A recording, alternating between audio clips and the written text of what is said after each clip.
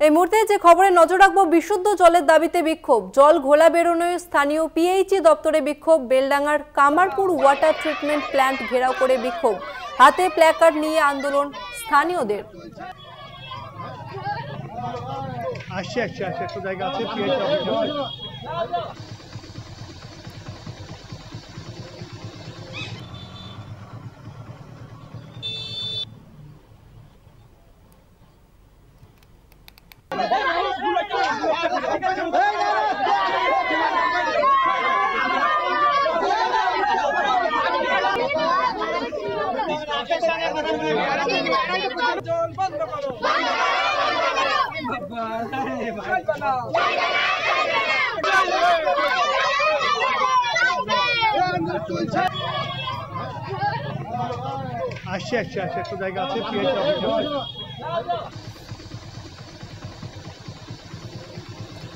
আমাদের সঙ্গে রয়েছে আমাদের প্রতিনিধি কল্যাণ চন্দ্র।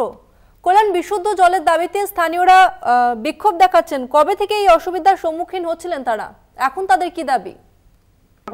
সেটা হচ্ছে দীর্ঘ কয়েক মাস ধরেই বেলডাঙ্গা থানার মজ্জেমপুর, মির্জাপুর, মাড্ডা সহ বিস্তীর্ণ এলাকায় পানীয় জল ঘোলা বেরোচ্ছে। অর্থাৎ পিএইচই দপ্তর যে ট্যাপ কল দিয়েছে, বাড়ি বাড়ি যে জল বিশুদ্ধ পানীয় জল দিয়েছে, সেই জল কিন্তু ঘোলা বেরোচ্ছে। সেই ঘোলা জল বের হওয়ার কারণেই এলাকার মানুষ পানীয় জল পাচ্ছেন না।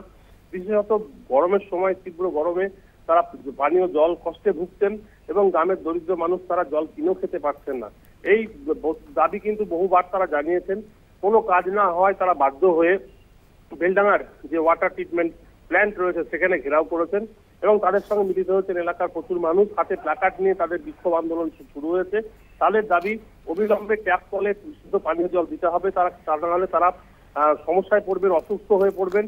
এই দাবি নিয়ে তারা বিক্ষোভ করেছেন। যদিও পিএইচই দপ্তরের যারা কর্মকর্তা রয়েছেন তারা জানাচ্ছেন যে বর্ষার সময় গঙ্গার জল ঘোলা ওঠার কারণেই ঘোলা জল বেরোচ্ছে, তবে এটা সাময়িক, কিছুদিনের মধ্যে হয়তো ঠিক হয়ে যাবে। কিন্তু এলাকা মানুষের দাবি দীর্ঘ কয়েক মাস ধরে এভাবে ঘোলা জল বেরোচ্ছে, তারা জল পাচ্ছেন না। যদিও বেলডাঙ্গার বিডিও রথীন্দ্রনাথ বিশ্বাস তিনি জানিয়েছেন এবং তিনি স্বীকার করেছেন যে গঙ্গা নদীর জল অতিরিক্ত বালি হওয়ার কারণে সমস্যা হচ্ছে। তাছাড়া এলাকায় কিছু ট্যাপ কল ভেঙে গেছে, সেগুলো মেরামতের জন্য পিএইচই দপ্তরকে, ইঞ্জিনিয়ারকে বলা হচ্ছে। এখন প্রশ্ন হলো, এই ট্যাপ কল কবে ঠিক হবে? আদৌ এলাকার মানুষ পানীয় জল, বিশুদ্ধ পানীয় জল পাবেন কিনা সে প্রশ্ন উঠেছে।